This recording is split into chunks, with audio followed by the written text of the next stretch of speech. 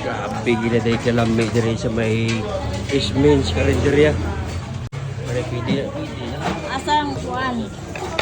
Panaksan ang uban, asang panaksan be, ang minapanaksan be.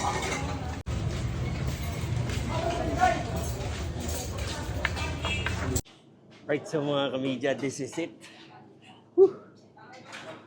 Sa wakas, matitikman na natin ang pinaka-famous na sabaw dito sa Barangay Pasil, Cebu City, yung Tagungtungan.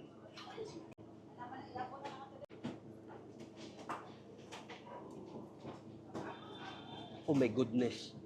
Wow. Grabe.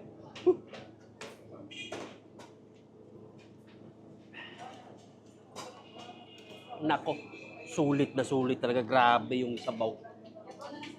Sabaw pa lang. Tikman na natin yung laman yan. Siguro ito yung